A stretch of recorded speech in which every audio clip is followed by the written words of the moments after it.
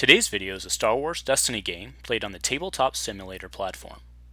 This video and others like this one are possible thanks to viewers like you. Please show your support with a like and subscribe, and be sure to hit the bell notification icon so you don't miss any new videos. If you want to get involved with the channel, consider becoming a channel member. There are many benefits to channel membership, including access to our Discord, exclusive deck tech and strategy videos, and the opportunity to help create channel content. I want to sincerely thank all our channel members, as I truly couldn't do this without your support. You guys rock. Go Commando.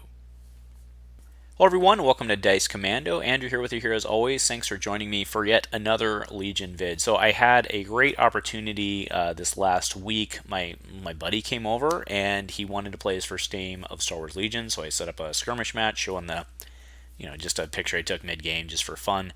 Of course, we were playing a learning game, so we kept suppression to a minimum, and things were pretty simple overall. But still had a great time. And I think we got him into it. I let him use my clones against the Separatists, which that was kind of a brutal assault. But Steve, thanks for coming over. We were wearing masks and everything we needed to do to, be appropriate these days. But had a good old time, and I think we have him hooked. Now he has expressed that what he had said before was if I get into it, I wanted to play the Rebels.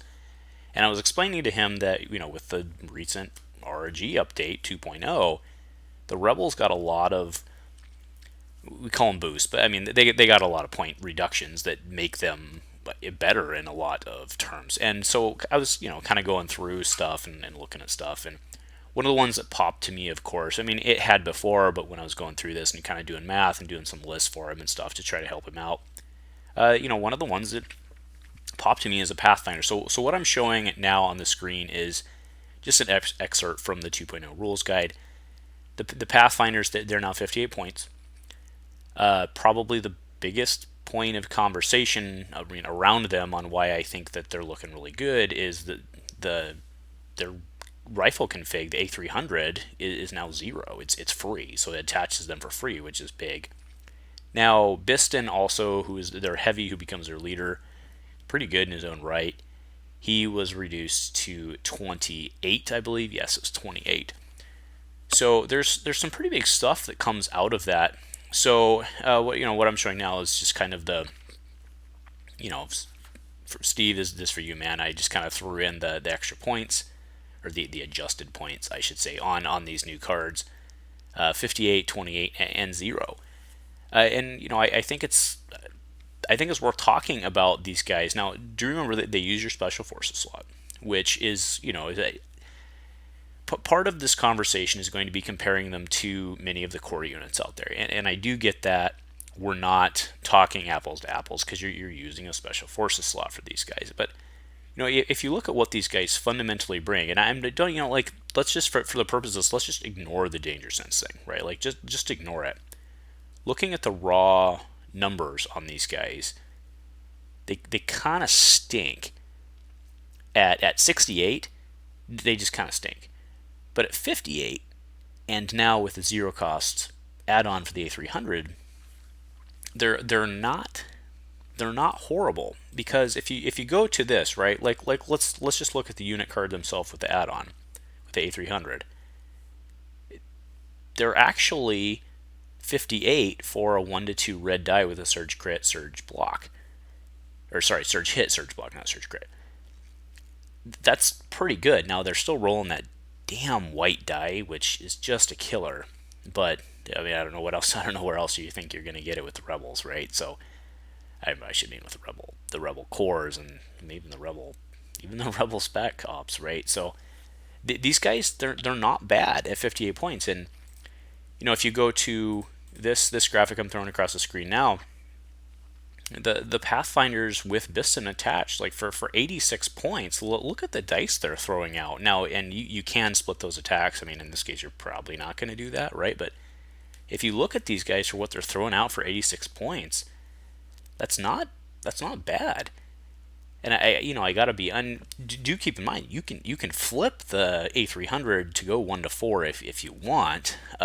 But I think realistically, with these guys' infiltratability, the fact that you can put them within, somewhat, I mean, yes, they're range 1-2, and you can't, you can't get in that range immediately because with your infiltrate is what I'm saying. But you can get pretty damn close, right? So I don't know that these guys are bad anymore. I mean, I shouldn't necessarily say they're bad, but like I think they're like borderline good. Where I think there were some cases before where like I think the argument could be made that like taking Rebel veterans over these guys probably was a better use of your points in the old world.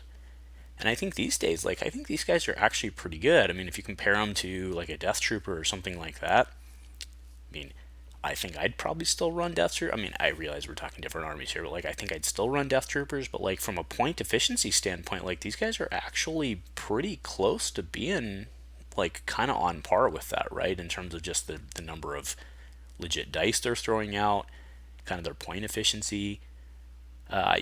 These guys are real strong. So I think a lot of, I mean, and granted, the infiltrate, you got to be smart on how you use it. You don't necessarily just want to, leave them out there unsupported and just start putting pressure on. But I don't know. These guys are really neat. That bringing that, and I mean, let's seriously talk about that. You're bringing a red die to that. You're bringing 4 red dice to the table with these guys.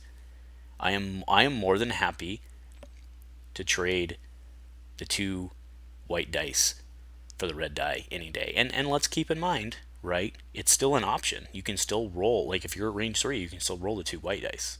Or in this case, right? Let's say from beginning, it'd be 8 white dice. You can still roll them if you're at range 3.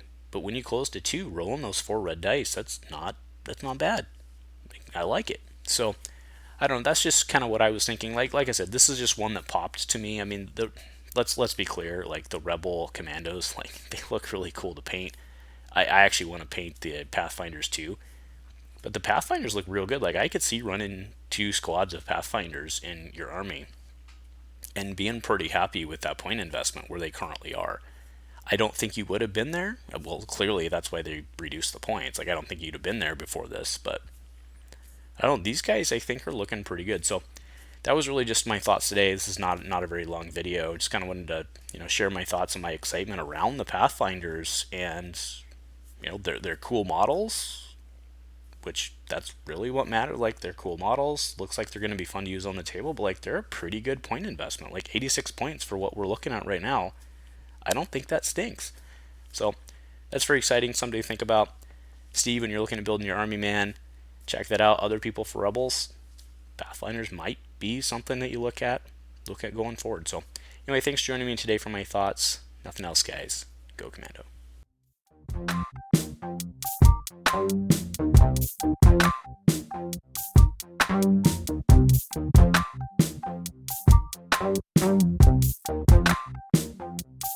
Thank you.